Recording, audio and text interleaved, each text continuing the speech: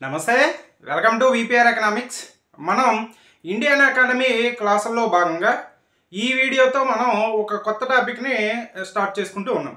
అదేంటంటే ఆర్థిక సంస్కరణలు లేదా నూతన ఆర్థిక సంస్కరణలు, economic reforms, new economic reforms అనేటువంటి ఈ టాపిక్ని మనం ఈ వీడియోతో స్టార్ట్ చేసుకుంటూ ఉన్నాం. మనం ఏపీ ఎకానమీ క్లాసులు కూడా చెప్పుకోవడం అనేది జరిగింది. వాటికి ఒక 1 వీక్ గ్యాప్ ఇచ్చిన తర్వాత మరలా మీకు ఏపీ ఎకానమీ క్లాసులు కూడా అప్లోడ్ చేస్తాయి. ఈ 1 వీక్ మాత్రం ఇండియన్ ఎకానమీకి సంబంధించిన క్లాసులు అనేవి అప్లోడ్ చేస్తాయి.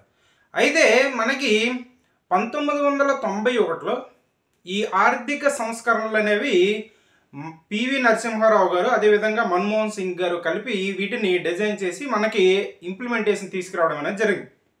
అయితే ఈ ఆర్థిక సంస్కరణలు ప్రవేశపెట్టడానికి ముందు ప్రపంచంలో జరిగినటువంటి పరిస్థితులు ఏమున్నాయి అంటే, ప్రపంచంలో ఉన్నటువంటి దేశాలన్నీ కూడా ఎటువంటి పద్ధతులను అవలంబించాయి, అవి ఎటువంటి రకాల ప్రాబ్లమ్స్ ఫేస్ చేశాయి, అదేవిధంగా అవి ఏ విధంగా ముందుకెళ్ళాయి అనేటువంటి అంశాలను ఈ వీడియోలో చూస్తాం. నెక్స్ట్ వీడియోలో ఈ ఆర్థిక సంస్కరణలు ప్రవేశపెట్టడానికి ముందు భారతదేశంలో ఉన్నటువంటి పరిస్థితులు ఏంటి అనేటువంటి అంశాలని మనం డిస్కస్ చేయడం అనేది జరుగుతుంది.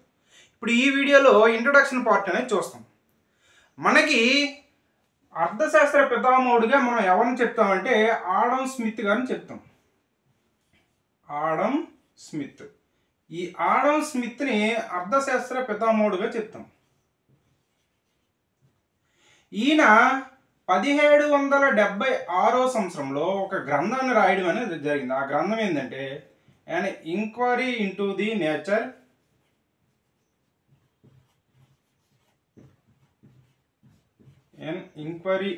The nature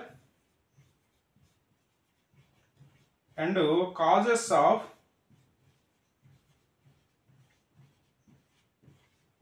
wealth of nations.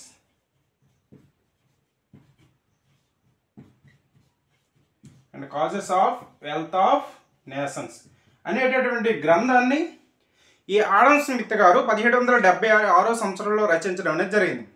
ఈ గ్రంథం ద్వారా దీన్నే వెల్త్ ఆఫ్ నేషన్స్ అని కూడా అంటారు, అంటే దేశాల సంపద అని కూడా అంటారు. పూర్తిగా అయితే దేశాల సంపద స్వభావం కారణాల అన్వేషణ అని చెప్తాం. అయితే ఈయన ఏం చేశారంటే ఈ గ్రంథం ద్వారా ఎకనామిక్స్కి ఒక ప్రత్యేక శాస్త్ర హోదాను కల్పించారు. కాబట్టి ఈయన్ని అర్థశాస్త్ర పితామహుడుగా చెప్తాం.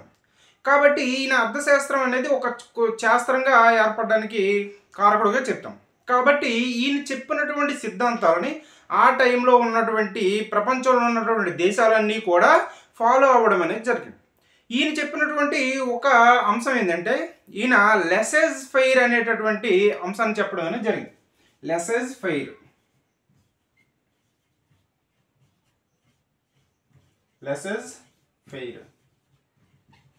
ఈ లెసెజ్ ఫెయిర్ అనేటువంటి ఒక అంశాన్ని ఆయన అనేక అంశాలు చెప్పాడు. అందులో మనకి ఇప్పుడు అవసరమయ్యేది ఈ లెసెజ్ ఫెయిర్ అనేటువంటి అంశాన్ని చెప్పడం అనేది జరిగింది. అంటే ఈ లెసెజ్ ఫెయిర్ ఏంటంటే ఈయన చెప్పినటువంటి అంశాన్ని ఆ టైంలో ప్రపంచ దేశాలన్నీ అవలంబించాయి. కాబట్టి ఈయన చెప్పిన అంశం ఏంటంటే లెసెజ్ ఫెయిర్ అంశం అని చెప్పాడు. ఈ లెసెజ్ ఫెయిర్ అనేటటువంటి ఈ పదం అనేది మనకి ఫ్రెంచ్ భాషా పదం నుంచి ఉద్భవించింది.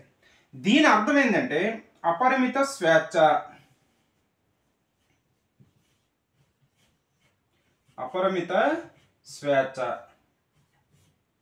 అంటే ఈయన ఏం చెప్పాడంటే ప్రపంచంలో ఉన్నటువంటి ఆర్థిక వ్యవస్థలన్నీ కూడా పెట్టుబడిదారీ ఆర్థిక వ్యవస్థలు, అంటే అపరిమిత స్వేచ్ఛ కలిగినటువంటి ఆర్థిక వ్యవస్థలు అవలంబించాలి. అంటే ప్రభుత్వం యొక్క పాత్ర అనేది ఉండకూడదు. ఆర్థిక వ్యవస్థలో ప్రభుత్వం యొక్క పాత్ర అనేది ఉండకూడదు. ప్రభుత్వం ఆర్థిక కార్యకలాపాలు ఏ విధంగానూ జోక్యం చేసుకోకుండా ఉండాలి.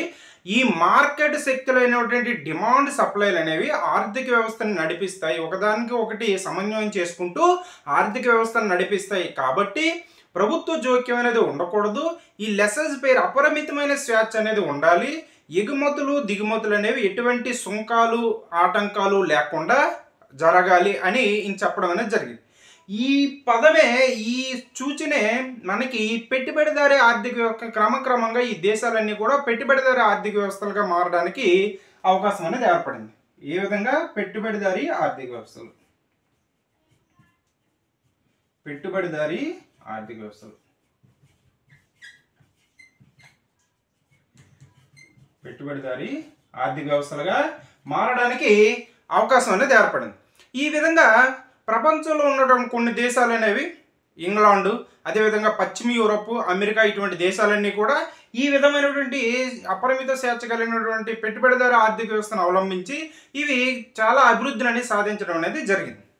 ఇలా ఈ వ్యవస్థ అనేది, ఈ పెట్టుబడిదారీ ఆర్థిక వ్యవస్థ అనేది సక్రమంగా సాగిపోతున్నటువంటి టైంలో మనకి 1929-31 మధ్యకాలంలో ఈ వ్యవస్థ అనేది 1929 వరకు కొనసాగింది. అలా ఆ తర్వాత మనకి 1929-31 మధ్య కాలంలో మనకి ఆర్థిక మాంద్యం అనేది ఏర్పడింది. ఆర్థిక మాంద్యం. ఈ ఆర్థిక మాంద్యం అనే కాలంలో ఏం జరుగుతుందంటే ఈ పెట్టుబడిదారీ ఆర్థిక వ్యవస్థలో సప్లై డిమాండ్లు అనేవి ఒకదానికొకటి అడ్జస్ట్ చేసుకుని ఆర్థిక వ్యవస్థ అనేది కంటిన్యూ అవుతుంది. కానీ ఆర్థిక మాంద్యంకి వచ్చేటప్పటికి ఏం జరుగుతుంది, అనేక కారణాల వలన ఈ సప్లై అనేది అలాగ ఉంటుంది కానీ డిమాండ్ అనేది తగ్గిపోతుంది. సో దాంతో మళ్ళీ ఆర్థిక కార్యకలాపాలు అనేవి వెనక్కి వెళ్ళిపోతాయి. సో ఇప్పుడు ఇక్కడికి వచ్చేటప్పటికి ఈ పెట్టుబడిదారీ ఆర్థిక వ్యవస్థ అనేది పనిచేయదు. కాబట్టి ఈ ఆర్థిక మాంద్య పరిస్థితుల్లో ప్రభుత్వం యొక్క పాత్ర అనేది ఖచ్చితంగా ఉండాలి. కాబట్టి ఇక్కడ మనకి జేఎం కీన్స్ గారు ఎంటర్ అవుతారు. ఈయన్ని ఆధునిక అర్థశాస్త్ర పితామహుడు అంటాం, అదేవిధంగా సూక్ష్మ అర్థశాస్త్ర పితామహుడుగా అంటాం. ఈయన జేఎం కీన్స్, ఈయన అమెరికాకు చెందినటువంటి ఆర్థిక వ్యవస్థ, ఈయనేమో ఇంగ్లాండ్కి చెందినటువంటి ఆర్థికవేత్త. ఈ జేఎం కీన్స్ గారు ఏం చెప్పారంటే ఈ పెట్టుబడిదారీ ఆర్థిక వ్యవస్థ అనేది మంచిదే, కాకపోతే ఇటువంటి ఆర్థిక మాంద్య పరిస్థితి అనేది వచ్చినప్పుడు ప్రభుత్వ పాత్ర అనేది ఖచ్చితంగా ఉండాలి, ప్రభుత్వ వ్యయం అనేది చెయ్యాలి అని చెప్పడంతో మరలా మనకి కొంత ప్రభుత్వ నియంత్రణలోకి ఈ ఆర్థిక వ్యవస్థలని మరలా అలాగా రావడం అనేది జరిగింది. ఈ విధంగా మనకి 1940-1970 మధ్యకాలంలో ఈ ప్రభుత్వ నియంత్రణలో ఉండేటటువంటి ఆర్థిక వ్యవస్థలు అనేవి బాగా ప్రాచుర్యంలోకి రావడం అనేది జరిగింది. ఈ ప్రభుత్వ నియంత్రణలో ఉండేటువంటి ఆర్థిక వ్యవస్థలు ఏవి, సామ్యవాద, అదేవిధంగా కమ్యూనిజం ఆర్థిక వ్యవస్థలు. సామ్యవాదం, అదేవిధంగా కమ్యూనిజం, ఈ రెండు కూడా మనకి ప్రభుత్వ యాజమాన్యంలో ఉండేటటువంటి ఆర్థిక వ్యవస్థలుగా మరలా పెట్టుబడిదారీ ఆర్థిక వ్యవస్థ వలన ఈ ఆర్థిక మాంద్యం వచ్చి చాలా ఒడిదుడుకులు అనేవి ఎదురయ్యాయి. సో దీంతో సామ్యవాదం వైపు దేశాలన్నీ మరలడం అనేది జరిగింది. సో ఈ సామ్యవాదం అనేది మరలా మనకి 1970 వరకు, 1940-1970 వరకు ఉజ్వల భవిష్యత్తుగా ఈ ప్రపంచంలో ఉన్న అన్ని దేశాలు కూడా ఈ సామ్యవాదం వైపు మరలడం అనేది జరిగింది ఆ టైంలో. అదేవిధంగా ఈ ఆర్థిక మాంద్యం ఏర్పడేటప్పుడు ప్రపంచం మొత్తం ఆర్థిక మాంద్యాన్ని సవిచూసింది, కానీ సోవియట్ రష్యా, ఎస్ఎస్ఆర్ మాత్రం, సోవియట్ సోషలిస్ట్ రష్యా మాత్రం ఈ ఆర్థిక మాంద్యాన్ని ఎఫెక్ట్ అనేది అవ్వలేదు. ఎందుకు, అది సామ్యవాద ఆర్థిక వ్యవస్థ మరియు ప్రణాళికలు అమలు చేసుకోవడం అనేది జరిగింది. సో దాంతో ఈ దేశాలన్నీ కూడా ఈ సామ్యవాద ఆర్థిక వ్యవస్థ వైపు మరలే, అదేవిధంగా ప్రణాళికలు కూడా అమలు చేసుకోవడం అనేది జరిగింది. సో ప్రణాళికలు అనేవి మనకి ఇక్కడ అనవసరం. ప్రస్తుతానికి మనకి ఈ సామ్యవాద ఆర్థిక వ్యవస్థని ఎలా అవలంబిస్తున్నాడు. సో భారతదేశం కూడా సామ్యవాద ఆర్థిక వ్యవస్థ వైపు మరలడం అనేది జరిగింది. ఆ విధంగా మనకి 1948 సంవత్సరంలో మనం మొదటి పారిశ్రామిక తీర్మానాన్ని చేయడం అనేది జరిగింది. ఈ మొదటి పారిశ్రామిక తీర్మానం అనేది మిశ్రమ ఆర్థిక వ్యవస్థకి ప్రాధాన్యత ఇచ్చి చేసుకోవడం అనేది జరిగింది. సో మిశ్రమ ఆర్థిక వ్యవస్థలు ఏముంటాయి, పెట్టుబడిదారీ, అదేవిధంగా ప్రభుత్వ రంగాలు కలిసి ఉంటాయి. కానీ భారతదేశంలో ప్రభుత్వ రంగానికి ఎక్కువ ప్రాధాన్యత అనేది అందులో ఇవ్వడం అనేది జరిగింది. తర్వాత 1956లో మనకి రెండో పారిశ్రామిక తీర్మానం అనేది చేయడం అనేది జరిగింది. ఈ రెండో పారిశ్రామిక తీర్మానం ఈ పెట్టుబడిదారీ, అది సామ్యవాద ఆర్థిక వ్యవస్థని బలపరచడం అనేది జరిగింది. ఆ తర్వాత ఇంకా ఇలా జరుగుతున్న కాలంలో మనకి 1978 సంవత్సరంలో చైనా అనేది మరలా ఈ సామ్యవాద ఆర్థిక వ్యవస్థల వల్ల ఉపయోగం లేదు, పెట్టుబడిదారీ ఆర్థిక వ్యవస్థలే మంచివని కొంత నియంత్రణతో కూడినటువంటి పెట్టుబడిదారీ ఆర్థిక వ్యవస్థ, ప్రైవేట్ పెట్టుబడులు ఆకర్షిస్తూ మరలా చైనా ఆర్థిక సంస్కరణలు అనేది తీసుకురావడం అనేది, ప్రైవేటైజేషన్ చేసి కొంత ఆర్థిక సంస్కరణలు తీసుకురావడం అనేది జరిగింది. అదేవిధంగా మరలా మనకి 1980 సంవత్సరంలో మార్గరెట్ థాచర్, ఇంగ్లాండ్ ప్రధాని అయినటువంటి మార్గరెట్ థాచర్, ఈ మార్గరెట్ థాచర్ కూడా మరలా